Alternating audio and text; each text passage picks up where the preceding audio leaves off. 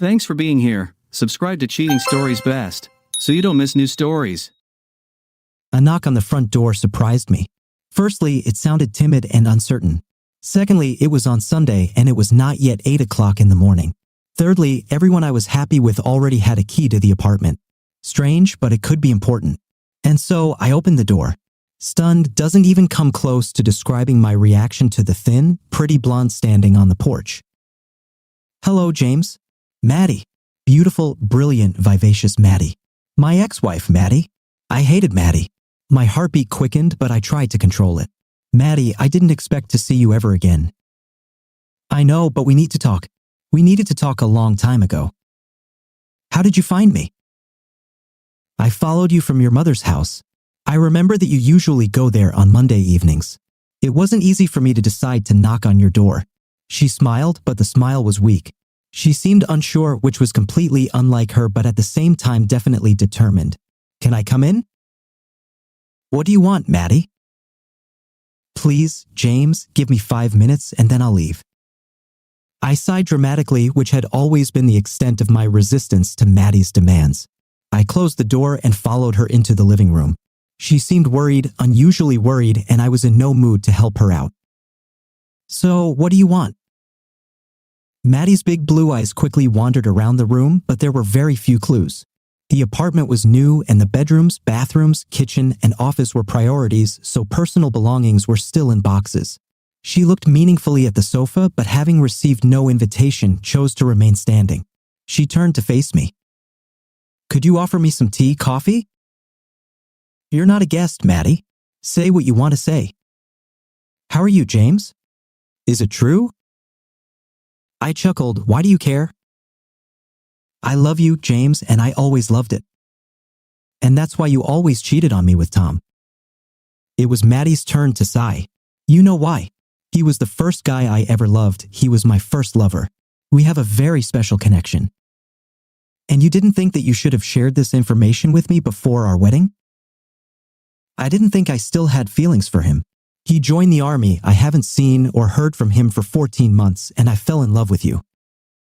And yet you had sex with him every time he came back to town, a few weeks before our wedding and for 3 whole years while we were married. God, Maddie, you never gave up on him even when you swore allegiance to me. All this was a fact. Detectives found out everything in preparation for the divorce." At least she had the decency to look at the floor. "What do you want, Maddie?" "I want my husband to come back, restore our family." "Ex-husband, and I won't go back.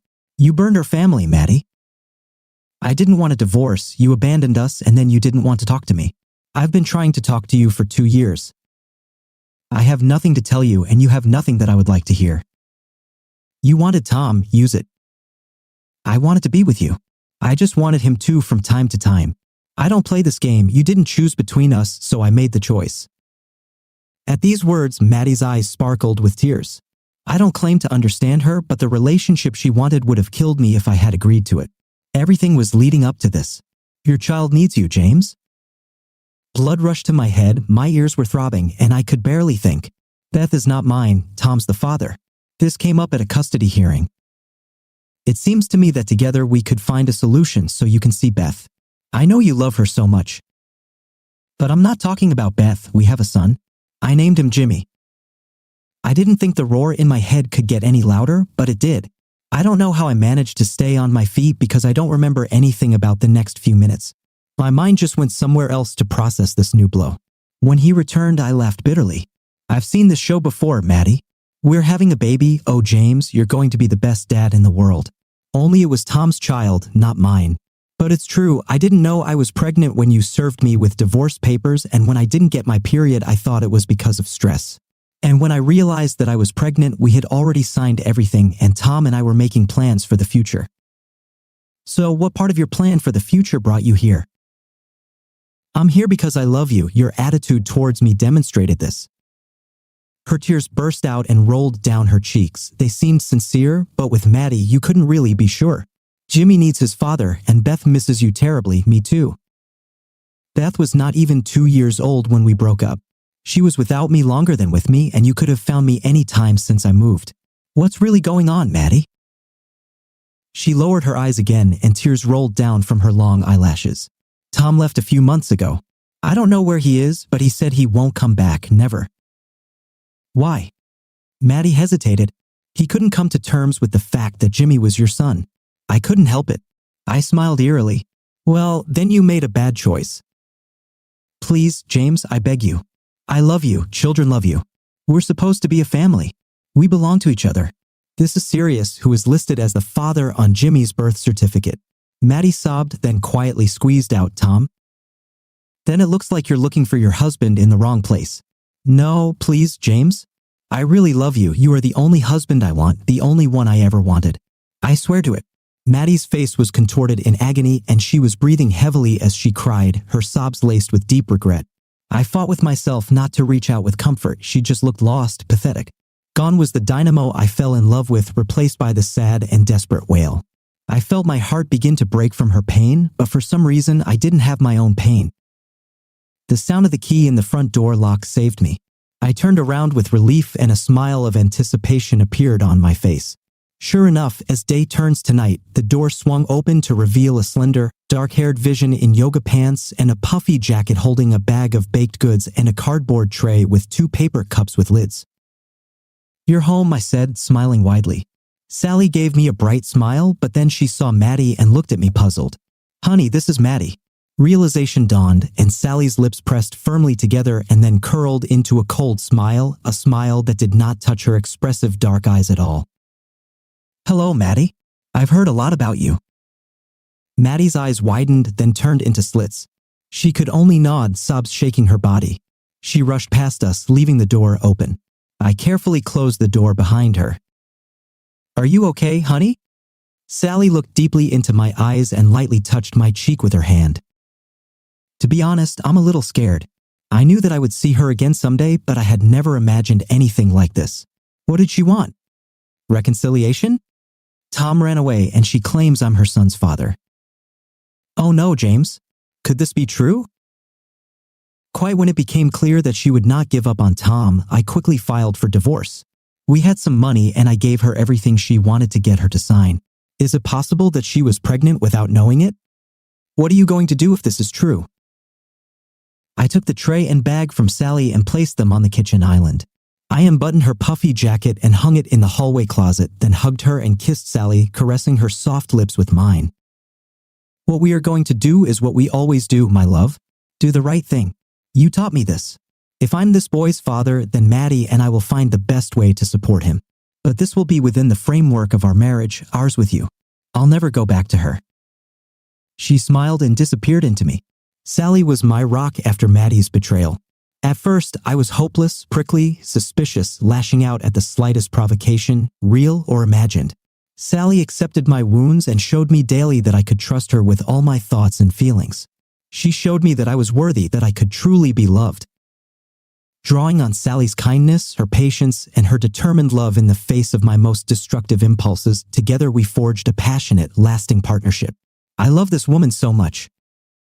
Besides, I said, running my hands over the baby bump that had been visible for a couple of weeks, we have something of our own that will soon require our full attention.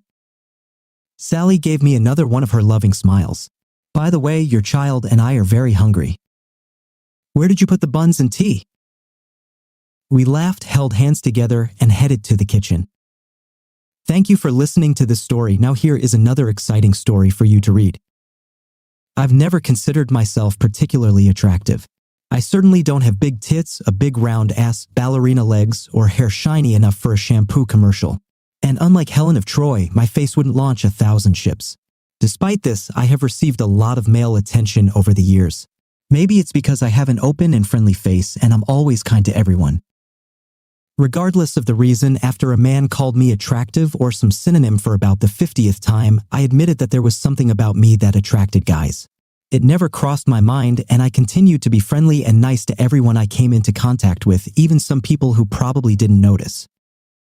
By the way, my maiden name was Elizabeth Wharton and my newly adopted married name was Elizabeth Tipton. I got married when I was 23 to Gary Tipton, a guy I met in my first year of law school while he was a graduate student in business school. Like many guys, Gary thought I was attractive but could never tell me why. He is pleasant, almost never shows a bad mood, although he played hockey in college, which is a rough sport, is good-looking outwardly, honest, and smart. He did very well in business school. He pursued me more aggressively than others before him, and perhaps that's why I fell in love with him. At least that's how I felt. I never had that flushed, anxious, intense feeling that some of my girlfriends had, or at least said they did, about their date. But I just chalked it up to my calmer personality. Gary and I were planning a 10-day honeymoon in Hawaii. The first 7 days were great, laying on the beach, going to dance clubs. We both loved dancing, drinking fruity drinks with umbrellas in them, and having leisurely sex. On day 8, we were in the local, non-touristy part of Honolulu next to a somewhat rundown park. I don't even remember why we were there. Gary was the one who suggested it, even though I was wary of it. While I was sitting on the park bench, Gary went to get some ice cream since it was a hot day. He had only been gone for about a minute when I saw a couple of burly guys staring at me. I almost ran after Gary but decided I was just being paranoid. I realized that my paranoia was justified when they began to approach me as soon as Gary was out of sight. I didn't see the third guy coming from the opposite direction of the first two until he grabbed me suddenly. All three of them pulled me towards the car with the door open. The only thing they said was, "Don't resist or you'll get hurt," and at least one of them slapped me when I screamed. I was unsuccessfully trying to stop them from putting me in the back seat of the car when I heard a grunt and a crack.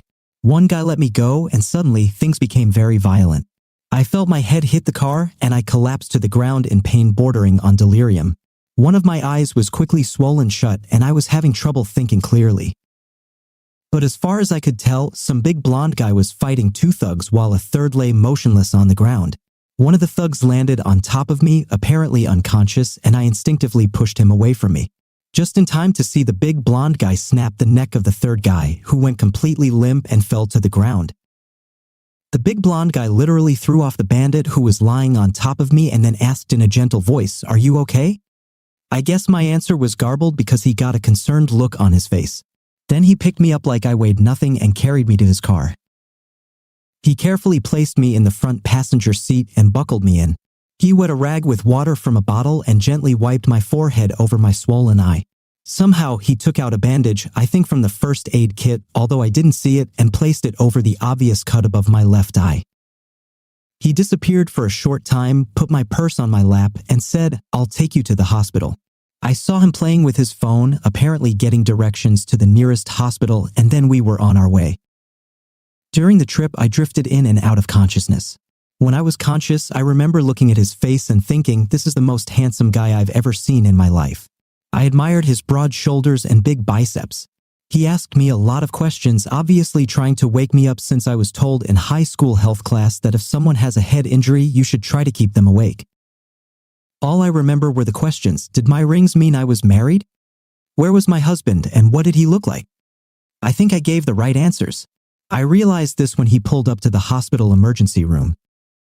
When he came to pull me out of his car, he said, "I would appreciate it if you wouldn't tell anyone that I killed 2 of the 3 guys who attacked you. And please tell them that you don't remember anything about me." I'm sure I muttered an inaudible "okay." And as he lifted me into his strong arms, I buried my face, thankfully with my good eye, into his chest and pressed myself as tightly as I could. There was a lot of commotion in the emergency room. I noticed a staff member take my purse. A big blonde guy carefully put me on a gurney and I held out my hand to him. "Thank you."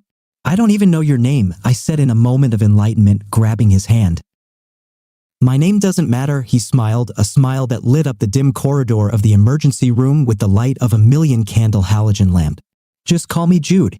And it was an honor to help such an attractive girl. I seemed to fall into unconsciousness as I felt the gurney move from its place. I ended up with a severe concussion as well as a swollen left eye and a cut above it that required several stitches. Gary apparently arrived, although I drifted in and out of consciousness, so I was never sure. In about 3 hours, his cell phone number was on the emergency contact list in my purse, and he got a call from the hospital. When I first noticed Gary was in my hospital room, there were 2 other guys with him. They introduced themselves as Honolulu detectives and were in plain clothes. They asked me several questions, but all I could tell them was that 3 guys attacked me and hurt me, and some big blonde guy who told me to call him Jude protected me. But I didn't know anything else. I described the 3 attackers as best I could, which wasn't very good, but I heard one of the detectives say to the other, obviously 2 dead guys and a hospitalized man whom we found at the open car door. I declined further questioning, and Gary told them that if I remembered anything else, he would call them. Then I drifted off to sleep or possibly passed out.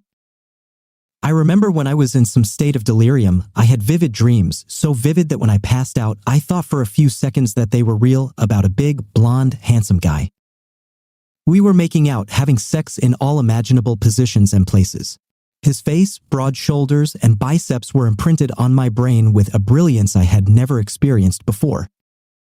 Because of my concussion, Gary and I had to be delayed a day before doctors cleared me to fly back to the mainland. Even then, I had to take medications that made me drowsy. Gary and I talked about this incident. He told me that when he returned with the ice cream, I was gone and he saw a car next to 3 bodies and called 911. The way he spoke and some details puzzled me, as did his inability to look me in the eyes for more than a second when he talked to me about it. But I just chalked it up to my condition. Before I left the hospital, I saw 2 nurses who were there when I checked in. It turns out that they were there and glad to see that I came to my senses. I asked them about Jude.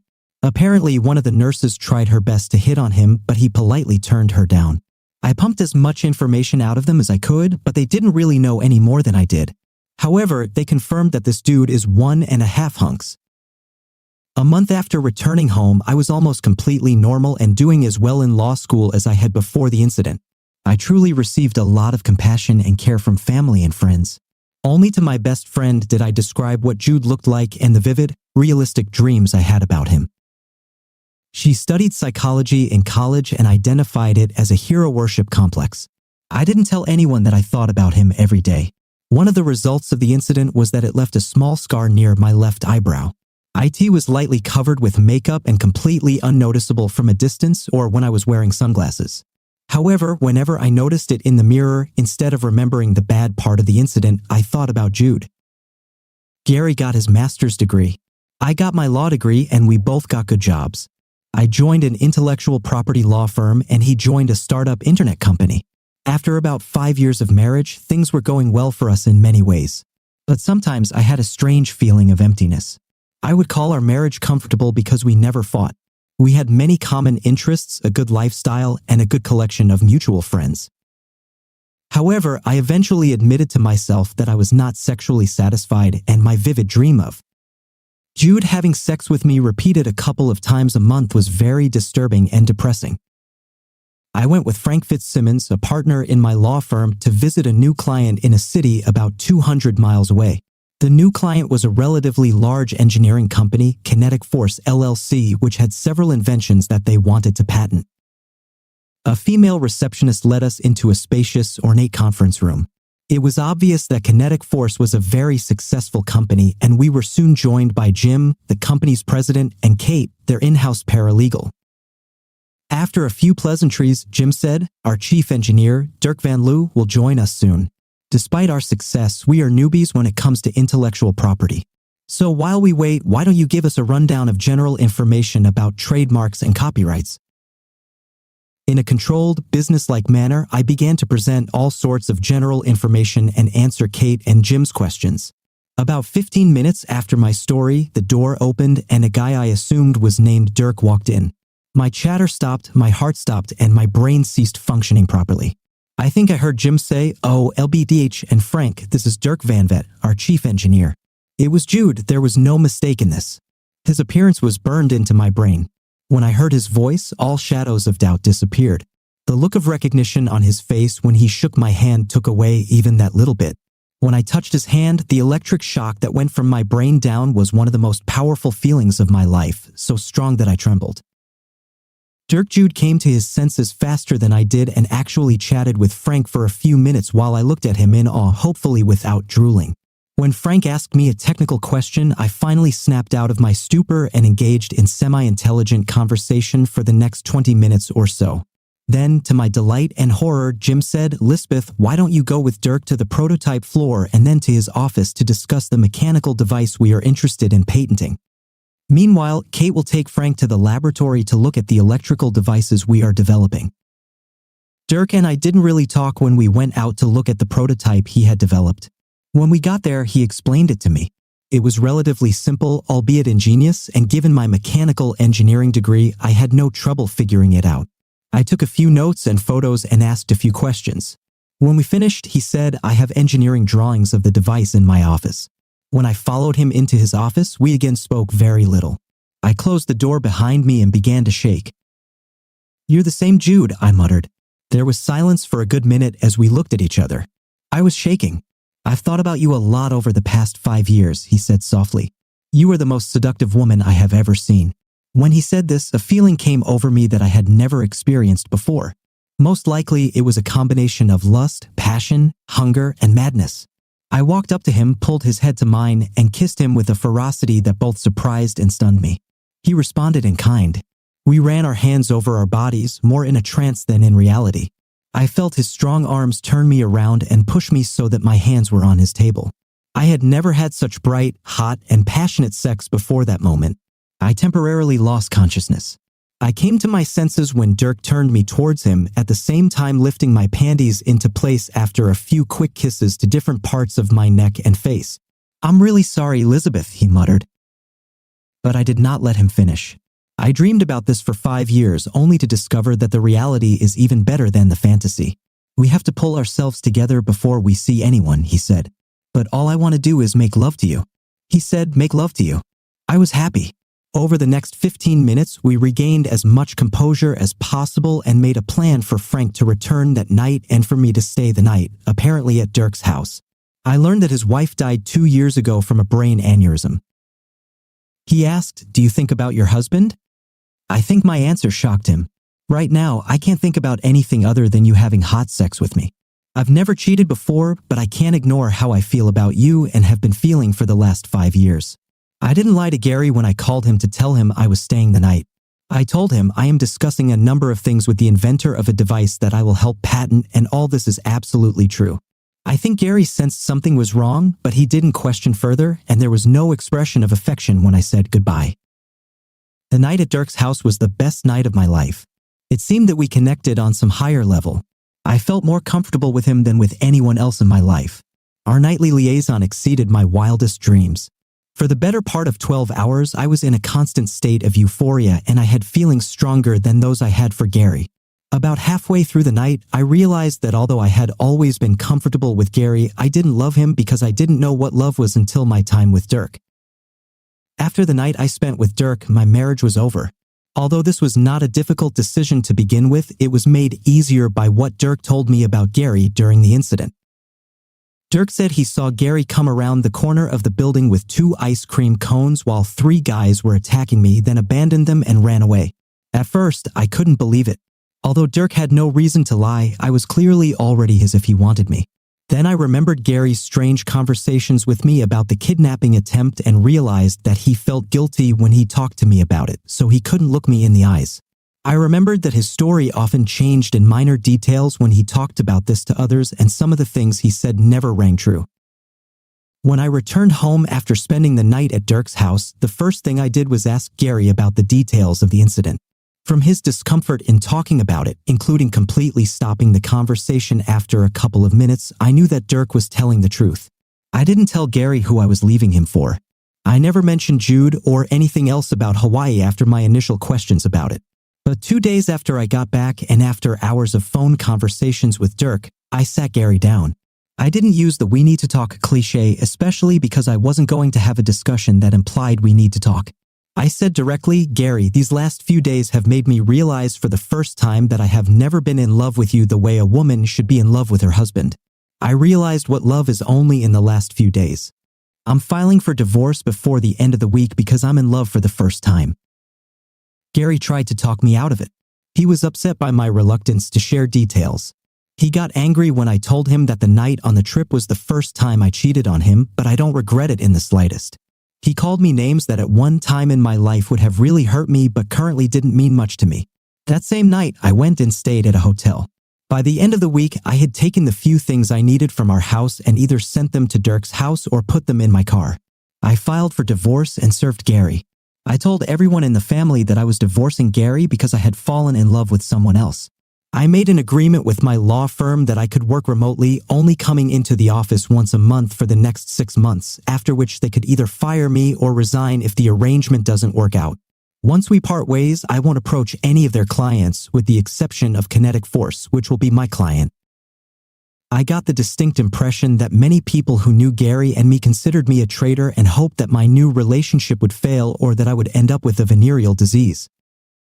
Unfortunately for them, at least until now, 10 years after I filed for divorce, none of this has happened. I have now been Mrs. Elizabeth Van Vet for over 9 years. I'm madly in love with my husband and make love to him every chance I get. I enjoy a fulfilling life raising our 2 children and working part-time as an intellectual property attorney in a small firm in my new city. Maybe I shouldn't have gotten married until I found someone I truly fell in love with, but then again, I didn't know what true love was until Dirk Van Vet saved me. Dear viewers, thank you for staying with us and supporting our channel. See you again.